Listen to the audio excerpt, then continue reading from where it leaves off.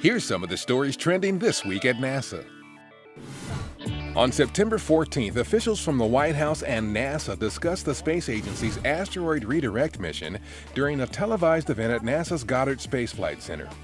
On the mission, which is targeted for launch in December 2021, NASA plans to send a robotic spacecraft to an asteroid tens of millions of miles from Earth, capture a multi-ton boulder, and bring it to an orbit near the Moon for future exploration by astronauts on a following mission aboard NASA's Orion spacecraft.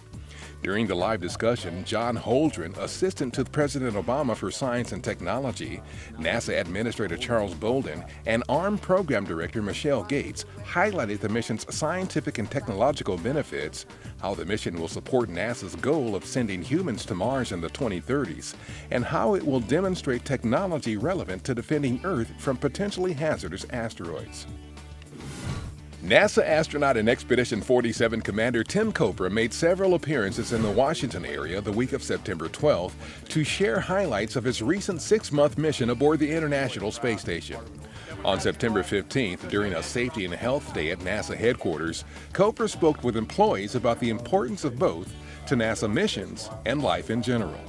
While on the space station, Kopra's crew conducted human research that could potentially be used to treat patients suffering from ocular diseases such as glaucoma, as well as help NASA prepare humans for health-related issues associated with long-duration spaceflight. Later that afternoon, Kopra showed imagery from his mission at George Mason University during a presentation hosted by the university's Department of Physics and Astronomy. After the program, he answered questions about working at NASA and the future of space exploration. Pre-launch training continues for the International Space Station's next crew, Expedition 4950. At the Baikonur Cosmodrome in Kazakhstan, that crew, which includes NASA's Shane Kimbrough, conducted its Soyuz spacecraft fit checks. They also participated in a flag-raising ceremony, the traditional media day, and other training activities.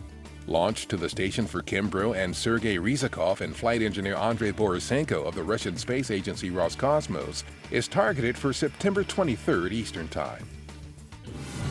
According to a monthly analysis of global temperatures by scientists at NASA's Goddard Institute for Space Studies in New York, August 2016 was not only the warmest August in 136 years of modern record-keeping, but also tied July 2016 for the warmest month ever recorded.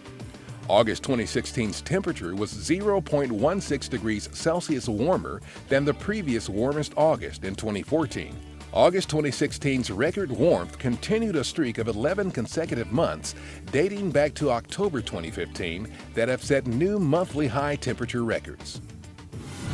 According to NASA and the NASA-supported National Snow and Ice Data Center at the University of Colorado at Boulder, an analysis of satellite data showed that at 1.6 million square miles, the 2016 Arctic sea ice minimum extent is effectively tied with 2007 for the second lowest annual minimum in the satellite record.